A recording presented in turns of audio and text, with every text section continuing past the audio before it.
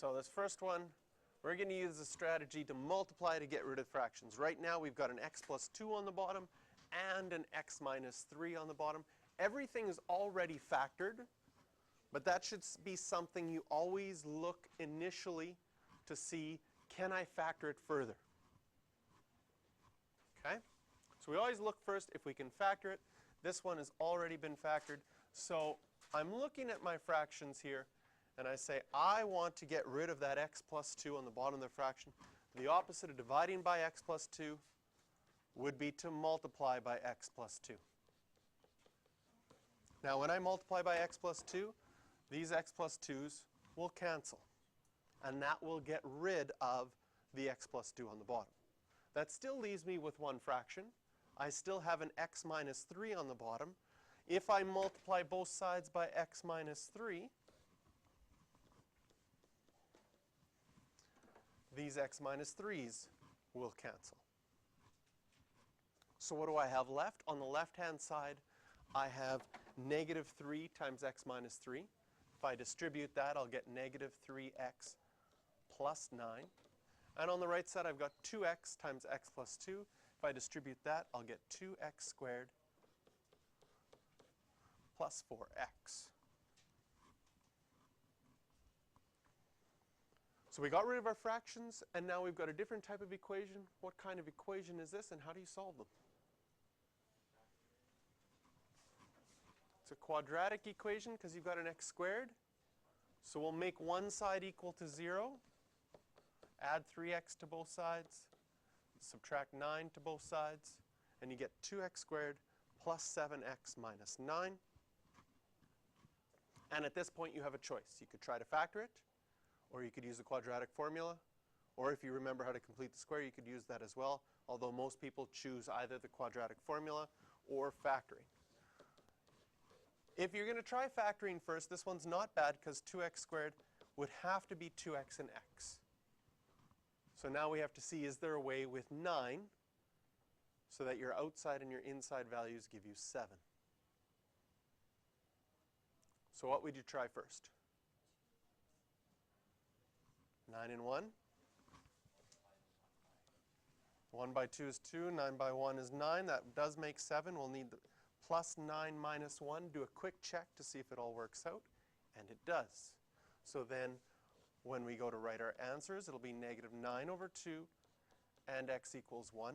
Remember, with rational equations, you always have to check to make sure that your answers weren't one of the non-permissible values that we started with. So our non-permissible values in this one, looking at our original equation, it would be bad if x was negative 2, and it would be bad if x were 3. Neither of our answers are those, so they're both correct. So this is using the strategy of multiplying to get rid of things. In part B,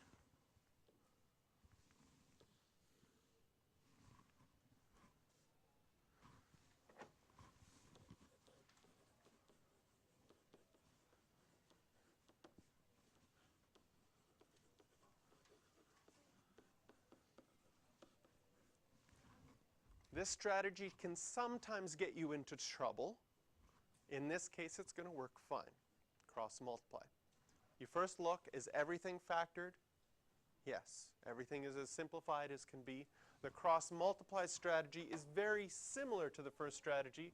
All that's going to happen is this is going to get moved up over there, because when you multiply both sides by x minus 5, that's what would happen.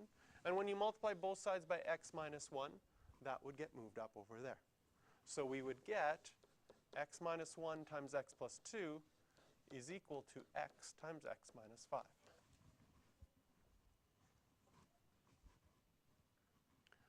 When we multiply this out,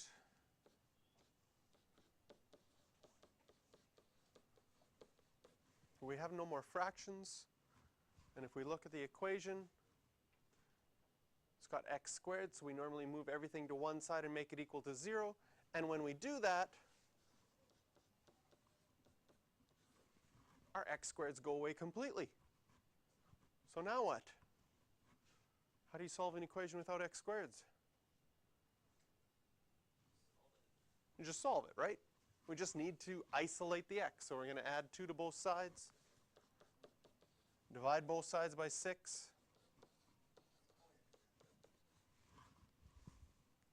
And we get 1/3 as our answer. Now we're going to want to check. We're going to want to check what our non-permissible values are, just to make sure our answer wasn't one of them. X can't equal 5, and x can't equal 1, so our answer is fine.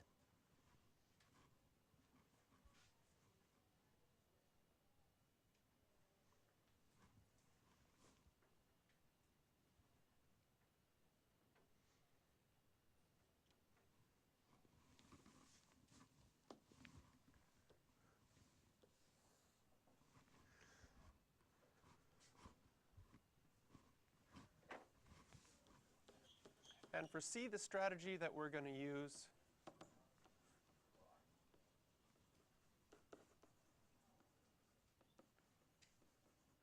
is the common denominator. Now, for C, C is an example of one where it would be bad if you use cross multiplication. First of all, can you see if I multiplied x squared minus 9 by x minus 2 that you would get an x cubed? And solving equations with x cubes are not that fun. So that's the first warning. If you decided to use cross multiplication in something like this and you get an equation with x cubed, and we haven't solved x cubed equations yet, you might say to yourself, there must be a better way so I don't get an x cubed equation to solve. So here what we're going to do is we're going to factor everything completely. The bottom here is a difference of squares. X plus 3, x minus 3. And if we want to get a common denominator on both sides, we notice that on the right side, the only thing that's missing is an x plus 3. Once you have a common denominator, you can get rid of the denominators because basically you could multiply both sides by x plus 3 times x minus 3, and that would get rid of those denominators on both sides. But as far as showing your work, I'm fine if you just cancel out the denominators at this point. What does that leave us with? Leaves us with 7x minus 15 equals x squared plus x minus 6. If we move everything over to the other side,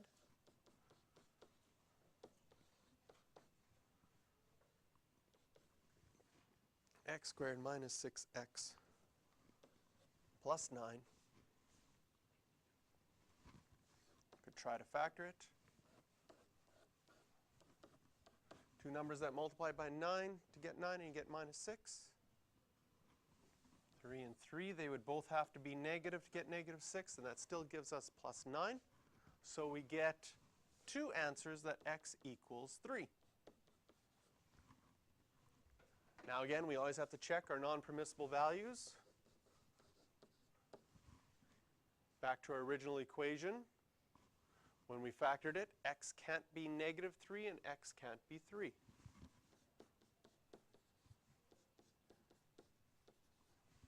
And our answer that we got was x equals 3. So these are extraneous roots.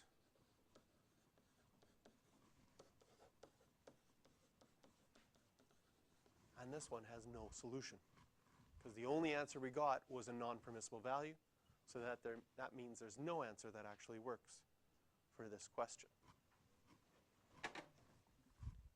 Questions you can do for practice here are 6 and 7.